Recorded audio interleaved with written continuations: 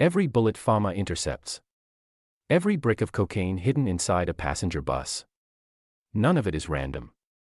It is a system, an architecture of chaos, where weapons, drugs, and disinformation flow across the Sahel like blood in infected veins. In July 2025, that system was exposed. Not by diplomats. Not by foreign media. But by the boots of FAMA and the officers of the AES.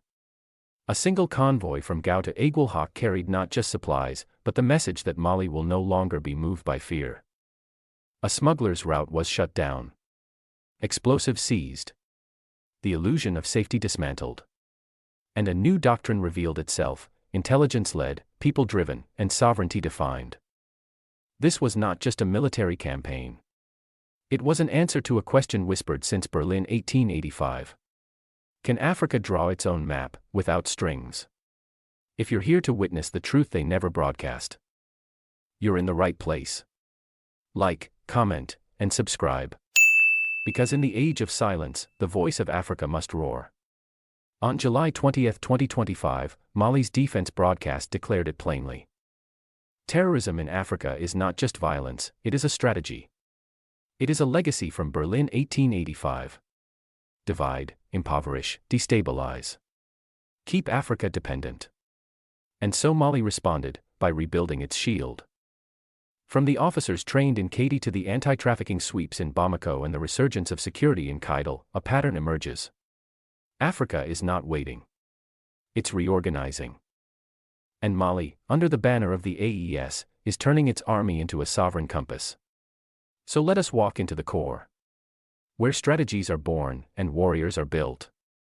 They trained in silence. No fanfare. No media crew. No breaking news headlines. But inside the walls of Kati and the security staff school, something irreversible was happening, a revolution without noise. 34 officers, 30 from Mali, 2 from Burkina Faso, 2 from Niger, emerged after 9 months of military and civic instruction. These were not just soldiers. They were architects. Strategists. Sons of the Sahel now armed with doctrines built for tomorrow's Africa. Their training split the battlefield into 2 fronts, 40% defense, 60% security. Because war in the Sahel is not just fought with rifles, but with radio waves, supply chains, and the loyalty of the people. They studied counterterrorism, disaster response, civil risk management. They learned how to fight, yes, but more importantly, they learned how to lead. One name stood above the rest. Captain Ibrahim Traoré from Burkina Faso, top of his class, saluted the flag of 3 nations. Not as a formality, but as a promise. To serve the Confederation of Sahel States. To defend not just borders, but the future. This was not just a graduation. It was the birth of an invisible shield. One that would extend from Kati to Ouagadougou to Niamey. Woven not in steel, but in unity, coordination, and vision. The doctrine they carried rejected dependency. It rejected NATO templates. It rejected the notion that Africa needs to be trained by the West. Instead, it declared, the AES will train its own. They trained under heat, under pressure, under the weight of expectation. They trained without aid. Without foreign observers. Without permission. Because real sovereignty needs no permission. Instructors pushed them beyond tactics, into psychology, logistics, and doctrine. They learned how to defuse a bomb. But also how to defuse a riot. They studied how to deploy troops, but also how to deploy trust. Because the greatest weapon in modern Africa isn't firepower. It's legitimacy. When a soldier enters a village not as an invader, but as a protector, that changes everything. And that is what AES is building, a force that can fight wars but win peace. In one simulation, officers were asked to respond to a terrorist cell hiding in a flood-prone zone. The solution wasn't just military, it was environmental. They planned evacuations, stabilized bridges, deployed civil engineers, and only then launched the strike. This is what leadership looks like when built in Africa. By Africans. And it didn't stop in Kati. In another graduation ceremony, 120 officer trainees, 33 of them women, completed programs in administration, finance, logistics, and HR. These were not just paper pushers. They were the bloodline of military readiness. A force can only fight as long as its books are balanced, its fuel trucks are dispatched, its medical supplies stocked. These administrators came from Mali, Niger, Burkina Faso, Guinea, Cameroon, Mauritania, 9 nations, one vision. To manage the chaos of modern warfare with discipline, clarity, and precision. They graduated with a 100% success rate. And behind every number was a story, of mothers who studied under candlelight, of soldiers who left the front lines to learn Excel and come back stronger. One graduate said, "We came to Katy to learn administration. We leave with a duty to administer hope. Because that's what's being rebuilt here, not just an army, but a state. A state that runs not on debt, but on dignity. A region where logistics doesn't mean corruption, but coordination. A future where a colonel doesn't need to speak French to issue a command, he speaks Sahelian strategy." This is not a fantasy. It is the quiet revolution. The kind that won't go viral. The kind that won't trend. But the kind that wins wars before they start. Because while others parade weapons, AES trains minds. While others send consultants, AES builds commanders. While others publish papers, AES rewrites the doctrine. So let the world watch, but not expect applause. Let the cameras roll, but not for spectacle. Because the real spectacle is this: sovereignty, rising one class at a time. They weren't just buses. They were time bombs, rolling through cities and villages. Carriers of poison, wrapped in routine. In July 2025, Malian customs didn't just intercept contraband. They cracked open a chapter of war that had been hidden in plain sight. 4 buses. 1 sedan. 137 kilograms of cocaine. Mercury bombs. Electric detonators. Detonation cords. Explosives hidden under seats, inside door panels, traveling alongside families and children. This wasn't trafficking. It was terror. Engineered to fund chaos. Designed to destabilize. And Mali said, not anymore. The Mobile Intervention Brigade of Bamako, trained to think like traffickers, moved like shadows. They followed the second bus from the border. The driver knew he was being tracked. He abandoned the vehicle, vanished into the suburbs. Inside, over 100 kilograms of high-grade cocaine. The seats were hollow. The metal frame, packed. In another bus, reinforced cannabis mixed with military-grade explosives. This wasn't a local operation. It was transnational. Coordinated. Sophisticated. So Mali deployed more than checkpoints. It deployed pattern recognition. Intelligence analysis. Data gathered from villages, border markets, and informants buried deep inside the underworld. And the result? A network was exposed. But here's the twist: they weren't just smuggling drugs. They were smuggling fear. When bombs move in public transport, when detonators sit inches from civilians, when cocaine rides beside mothers, this is not just a crime. This is warfare by another name. And it has victims, not just from explosions, but from silence. Because for too long, Africa's pain was reported only after the fire. After the loss. After the ashes. Not this time. This time, Mali got ahead of the blast. The Directorate of Military Engineering was called in to handle the explosives. Protocols activated. Civilians cleared. The bombs were defused, dismantled, documented. And still, Malian officers remained calm. Because this wasn't new. It was just the first time the world was watching. Let's be clear, these seizures were not isolated. They were the latest front in an invisible war.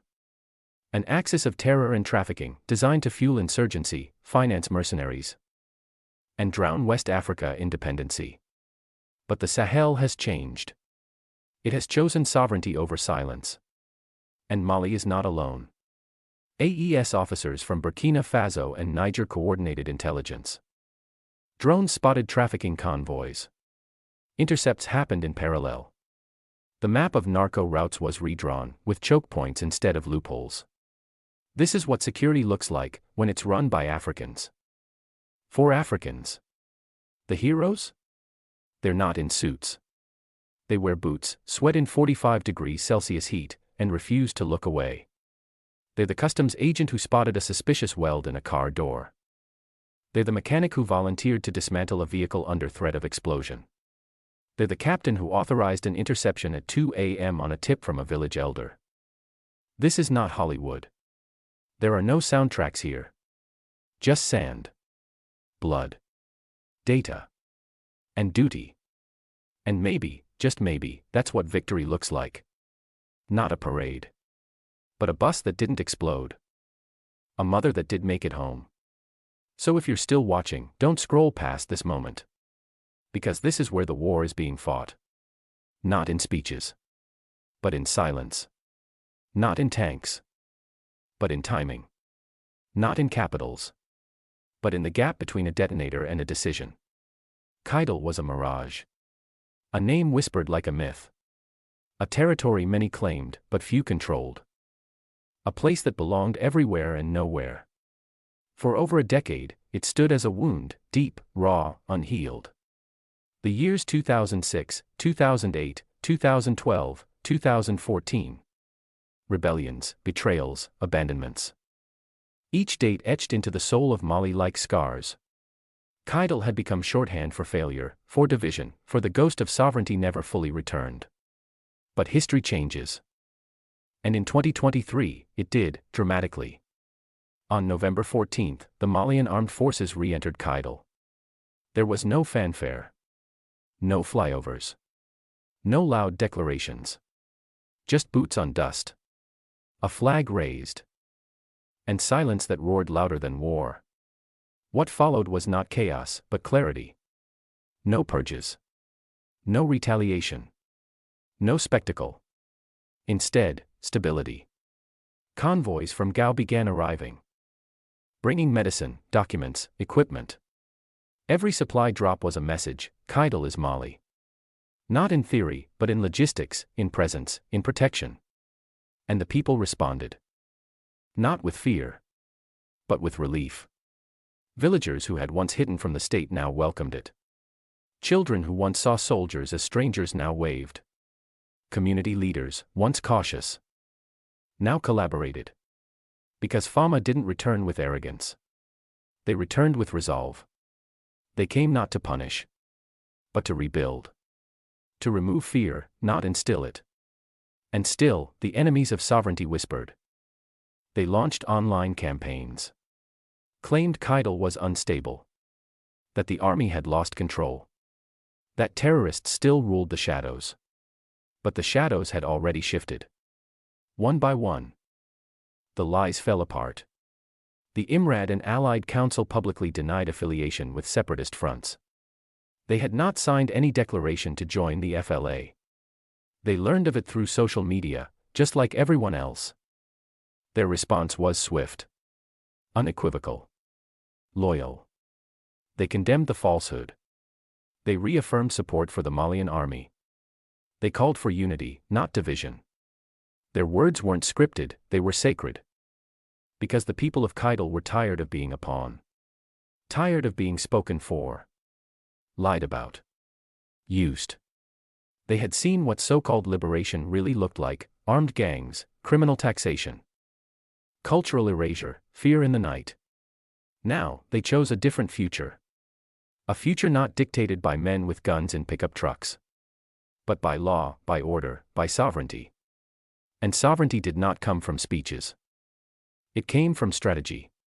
Convoys kept arriving. Aguelhawk, Tessalit, Takalot, all resupplied.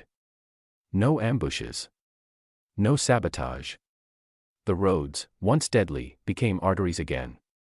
Not just for food and medicine, but for trust. And in those convoys, one delivery meant more than any other. Boxes of school supplies. Chalk, pencils, notebooks, sent not just to students, but to the soul of a region long denied the right to learn. Because true control is not held by the armed. It is held by those who shape the next generation.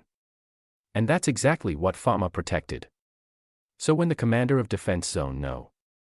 7 addressed the nation. His words were not rehearsed, they were earned. There is no threat to Kidal, he said.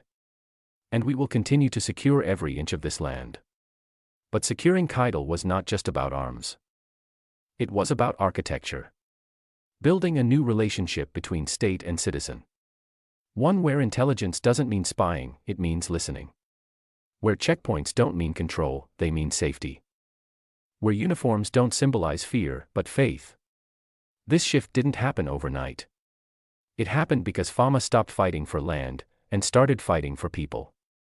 They set up listening posts, held town halls, respected customs, spoke local dialects. They didn't impose a future. They invited one. And slowly, Kidal stopped being a front and became a foundation. Of what? Of a new Mali.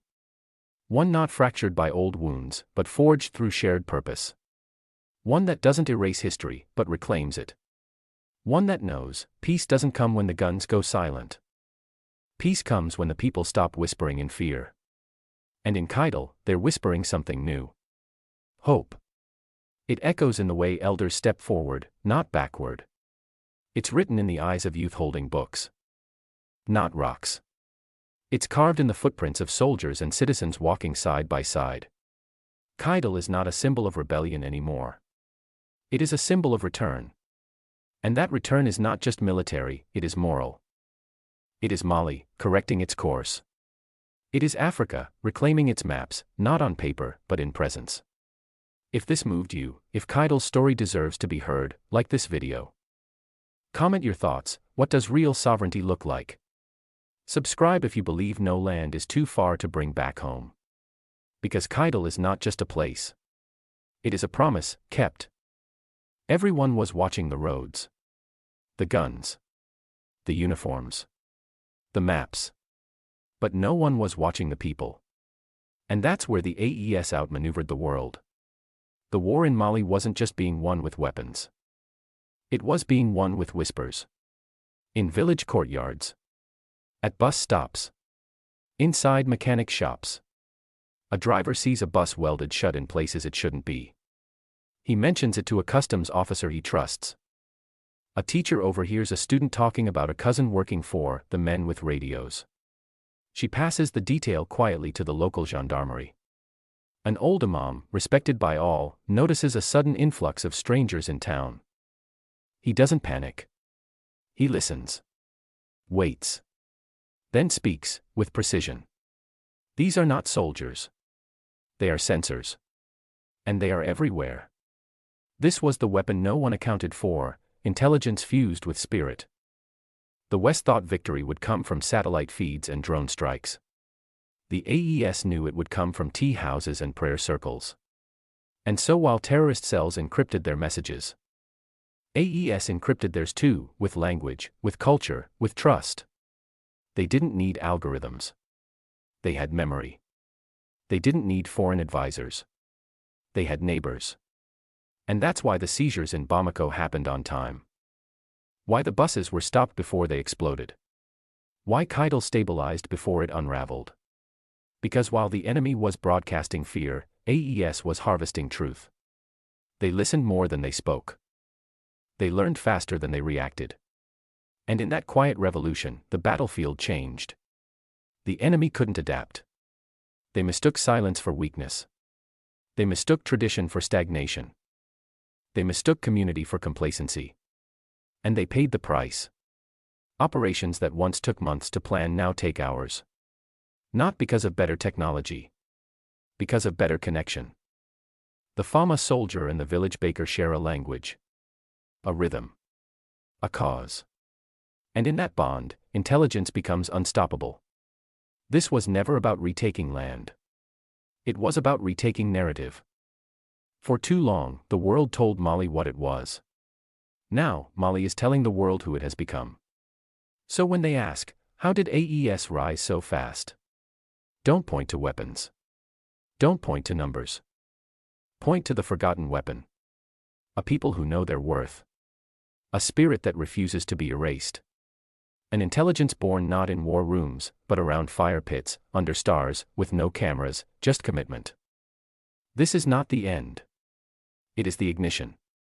Mali's journey, through smoke, silence, and siege, was never about war. It was about remembering that a nation is not built in capitals, but in classrooms. Not defended in speeches, but in shadows. Not measured in borders, but in belief. The Sahel did not rise with noise.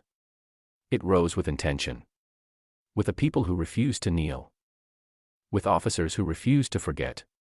And now, that fire spreads. From Katy to Kidal. From whispers to doctrine. From memory to momentum. To every nation watching, this is your signal. Sovereignty is not gifted. It is grown. So if this touched you, don't just watch. Like this. Speak this. Live this. Because the final flame does not belong to Mali alone. It belongs to all who remember who they are, and refuse to be anything less. The future is not waiting. It is marching. And it is African.